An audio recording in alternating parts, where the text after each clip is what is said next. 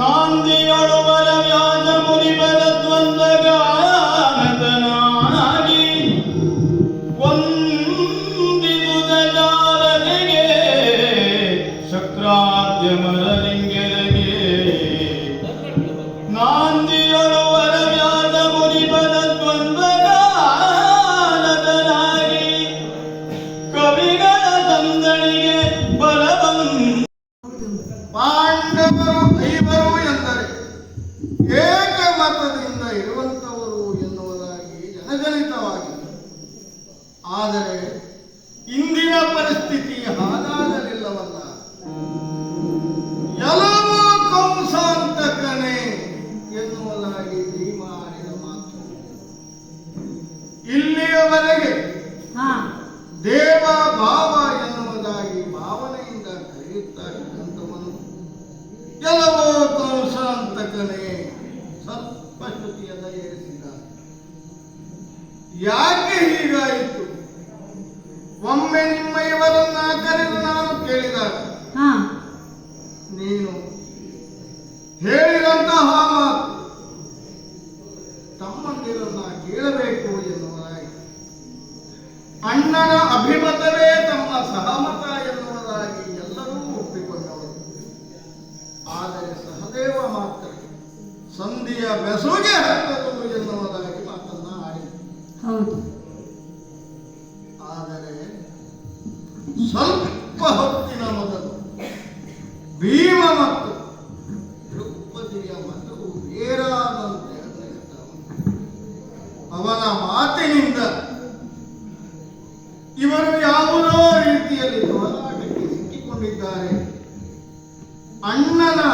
ಅಣ್ಣನಿಗೆ ತನ್ನ ಸಹಮತ ಇಲ್ಲ ಎನ್ನುವುದಾಗಿ ಮಾತನ್ನ ಆಡುತ್ತಾ ಇದ್ದ ಹಾಗೆ ಕಾಣುತ್ತಾ ಉಂಟು.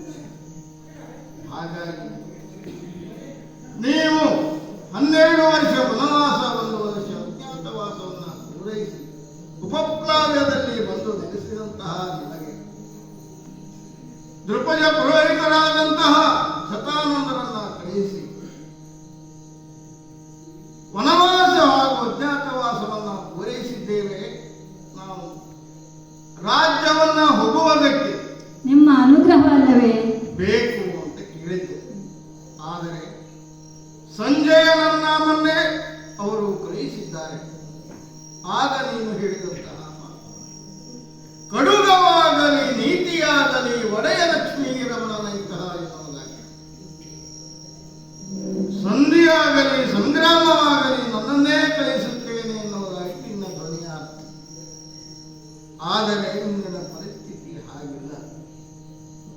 ನೀನೀಗ ಹೇಳಬೇಕು ಮಾನನಿಧಿ ನೀನು. ಯಾಕೆಂತಂದರೆ ಧರ್ಮರಾಜ ಒಂದು ಮಾತನ್ನ ಆಡಿದ ಅಂತಾದರೆ ಅದು ಶಾಸನವಾಗಿರುತ್ತದೆ. ಹಾಗಾಗಿ ನೀನು ನಿಜವಾಗಿ ಹೇಳಬೇಕಿದೆ. ಹೋಗುವಂತಹ ನನಗೆ ಗಟ್ಟಿಯಾದಂತಹ ನಿರ್ಧಾರವನ್ನು ನೀನು ಕೊಡಬೇಕು. ಸಂಧಾನವನ್ನು ಮಾಡಿ ಬರಬೇಕೋ ಅಥವಾ ಸಂಗ್ರಾಮವನ್ನು ನಿಶ್ಚಯಿಸಿ ಬರಬೇಕೋ ಎನ್ನುವುದಾಗಿ ನೀನು ಹೇಳಿದೆ ಅಂತಾದರೆ ಈ ಕಾರ್ಯಕ್ಕೆ ಮುನ್ನುಗ್ಗುವುದಕ್ಕೆ ನನಗೆ ಅನುಮತಿ ಸಿಕ್ಕಾಗ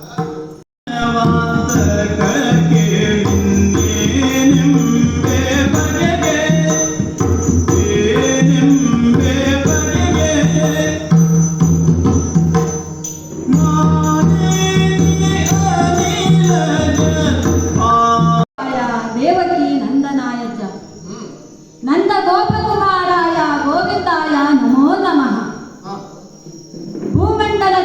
ಭೂಮಂಡಲದಲ್ಲಿರುವ ಎಲ್ಲ ದಾನವರನ್ನು ಸಂಹರಿಸುವ ಮೂಲಕವಾಗಿ ದಾನವಾಂತಕ ಎಂದು ಎನಿಸಿಕೊಂಡ ಓ ದೇವ, ನಿನಗೆ ನಾನು ಹೇಳುವುದು ಏನಿದೆ?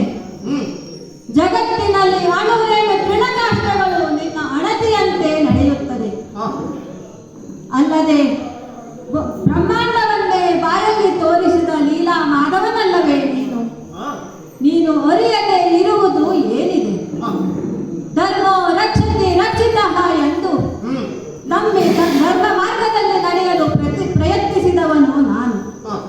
ನನ್ನ ಸಹೋದರರು ಸಹ ನನ್ನ ಸುಖ ದುಃಖಗಳಲ್ಲಿ ಸಮಭಾಗಿಯಾಗಿ ಬಂದವರು. ಯಾವತ್ತೂ ನನ್ನ ಮಾತನ್ನು ಎದುರಾಡಿದವರಲ್ಲ. ಯಾವುದೋ ಪೂರ್ವ